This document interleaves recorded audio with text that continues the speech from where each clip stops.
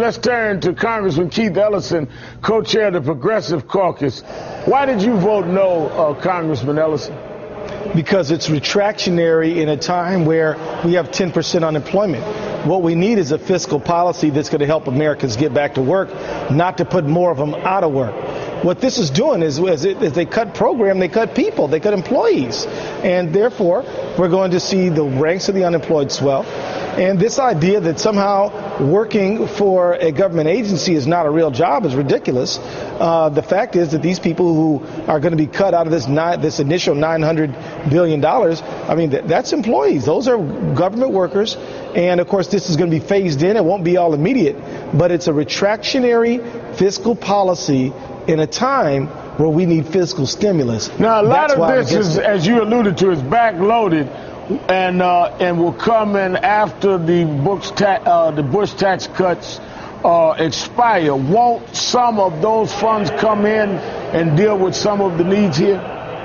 You know, because of this super committee, which can deal with everything, nothing is real certain. And I guarantee you this, you know, these extreme Republicans who forced this horrible bargain on the president, they're not going to go away. I mean, they're going to be trying to extend the Bush tax cuts again. I mean, there's no foregone conclusion. That's another fight we have to have. So that's why I'm telling every progressive and every center political centrist out there, you better get your political shoes on and get ready to fight, because these guys are not playing with us. They mean to dismantle everything since the Roosevelt administration.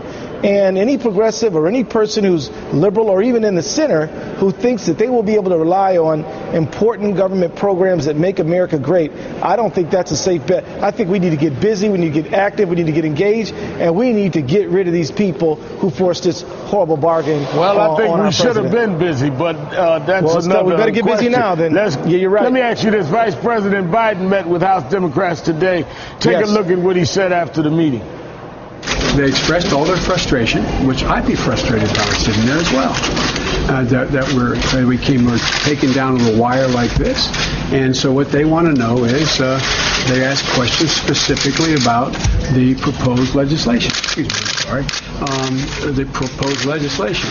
I thought it was a good meeting, and I feel confident that this will pass. Did Vice President Biden's speech turn some no votes to yes votes? I think what the most important thing that Vice President Biden did is he reassured us that the White House is definitely on our side. They don't want these deep cuts any more than we do. They felt like they were backed into a corner, didn't have much room to negotiate, and they did the best they could with what they had. But that's pretty much, I think, what he did. On that line, Politico reports that the Vice President said that the Tea Party Republicans had, quote, acted like terrorists. Now, the White House is denying that report. Did you hear him say that, Congressman Ellison? I did not hear that from the Vice President, no. All right. Do you think Republican members of the Tea Party have acted like terrorists? I think Republican members of the Tea Party acted like hostage takers. I mean, the T word is loaded politically, so I don't want to use it. But I will say that I felt like they sent us a ransom note which said, give us all the cuts we want, or you'll never see your economy in the same shape again. All right, so for the record, he didn't use the T word, but he did use the H word.